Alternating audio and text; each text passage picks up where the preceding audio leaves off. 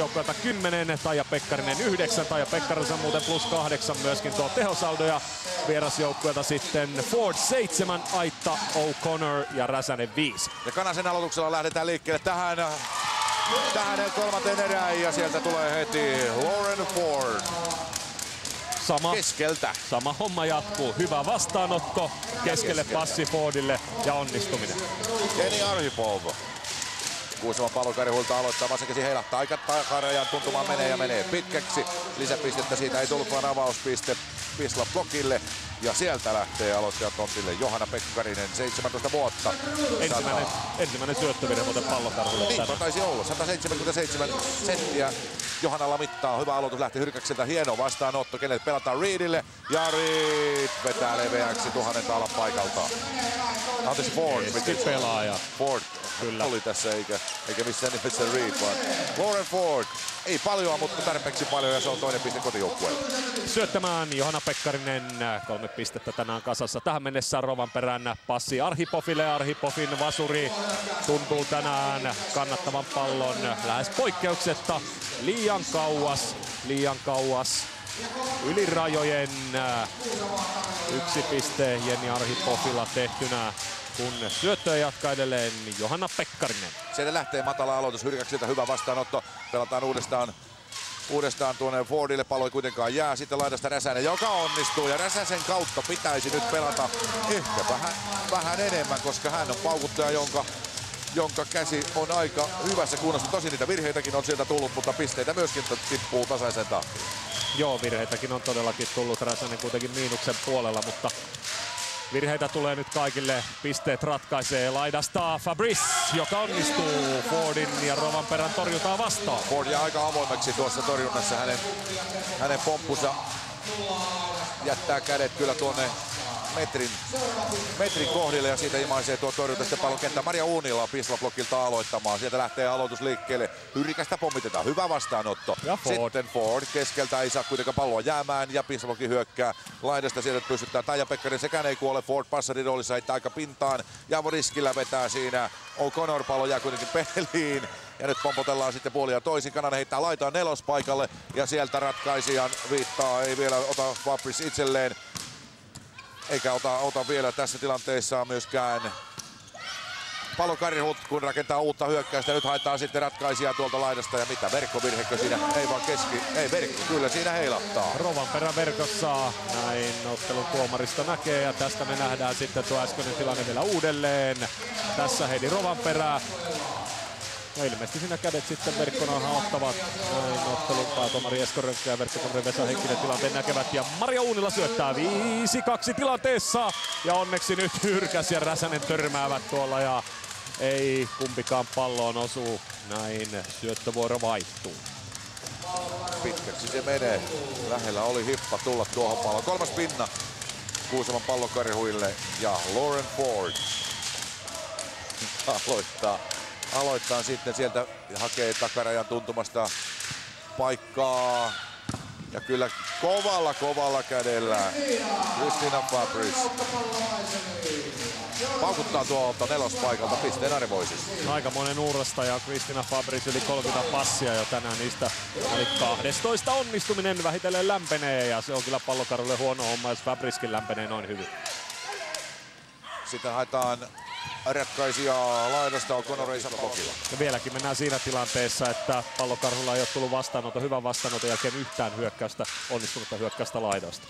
Fabrice saa töitä jälleen kerran, kuitenkaan pallo ei vielä kuole. Laitaan Räsänen verkkonahon kautta, sen puolustaa Koljonen hienosti peliin.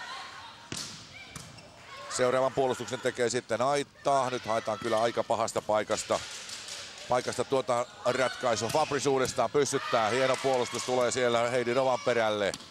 O'Connor lyö tsekkauslyönnin ja nyt taistellaan verkkonahan päällä sitten. Koljonen käy puolustamassa tuon pallon peliin. Kananen heittää laitaan. Pekkarinen ei saa vielä pallo jäämään. Aika matalaksi jää Räsäselle tuo passi. Pitkä pallo pelata Koljonen. Kananen 3 metristä Fabrice vetää pystyttää. Hienosti puolustetaan. Uunila taistelee sitten vielä verkkonahan päällä Fordin kanssa. Jälleen Räivans. Ford ja nyt se on sitten siinä tuo pallo. Ja se oli pallo ja piste siitä saatiin aikaiseksi ja se piste saatiin Kuusamon Pallokarhuille. Aika monta kosketusta. Taisi olla meillä jossain Oriveden ottelussa melkein 50 kosketusta yhdessä pallossa. Toi alkoi jo lähestyä sitä. 11-10. Kristiina Aitta syöttää Pallokarhujen johteessa pisteellä. Fabrice vastaanotossa, Kananen Uunila. Mutta nyt lukee sitten Räsänen ja Ford erinomaisesti tämän kuvion. Ja sieltä napsaisee Kuusamon Pallokarhut torjuntapisteen. Aivan oikein, siinä haettiin nyt Uunilaa. Hänen keskihyökkäyksensä on sellainen, että se kannattaa napata sitten kunnolla, kun sille tielle lähdetään. Aitta saa jatkaa aloittajan tontilla. Kaija Pekkarinen vastaanottaa. Laidasta hyökkää sitten Johanna Pekkarinen ja siellä yritetään nyt tuota palloa puolustaa, mutta ei riitä eväät sen pisteen hakemiseen. 11 pinnan kotijoukkue Wisla-blokille 11-12. Syöttövuoroon kotijoukkueen passari Katariina Kananen. Ja Kananen aloitti tämän ottelun terävästi syöttämällä heti kättelyyn. Pari ässää juuri tälle naiselle eli Kirsi Hyrkäkselle. Ja sama on osoite ja sama on tulos. Kata Kananen, 3. ässäsyöttö tänään saman naisen kohdalla. Kyllä siinä nyt haetaan selvästi Hyrkästä vaan tuolla vastaanotolla. Pommitus on kova. O'Connor menee nyt hänen avukseen tuonne vastaanottoon ja Kanasen käsi lähtee hakemaan uudestaan ja Connor ei sen paremmin saa palloa peliin. Arhipov toimittaa sen sitten tuolle Pislapukin puolelle. Laidasta pystyttää Johanna Pekkarinen, pallo elää. Ja ratkaisija on Jenni Arhipov. 13-12 Pakalle. Totestu ja Hyrkästä pommittaa. Hyrkäs on vastaanottanut 38 kertaa ja koko muu joukkue yhteensä 18 kertaa. Aika harvoin näkee tällaistäkään lukemaa, eli 65-66% syötöistä tuli Hyrkäksen. Arhipovin aloitus pitkäksi ja näitä aloitusvirheitä nyt ei kyllä Pallokarhut paljoa kärsi ottaa, jos erävoitosta taistellaan. Ei niitä montaa tullutkaan, niitä on tullut tasan 2 ja molemmat Arhipovin. Hyvä lyhyt. Sieltä haetaan sitten laidasta Räsästä ja Räsänen napataan kiinni. Se on Uunila ja hänen parinaan Taija Pekkarinen. Taija Pekkarinen tulee aivan erinomaisesti tähän tilanteeseen. Tässä nähdään, Pekkarinen hyppää siihen ja siitä kädet taipuu mukavasti taaksepäin ja pallo kenttää ihan takarajan tuntumaan. Sieltä lähtee sitten aloitus Pekkariselta liikkeelle. Se on matala. Hyrkäs nyt nostaa mainiosti keskeltä Ford. Ja Lauren Ford tekee seuraavan pisteen. 14-14. 10. piste Fordille. Hän on ollut Pallokarhujen paras pistenainen tänään. +6.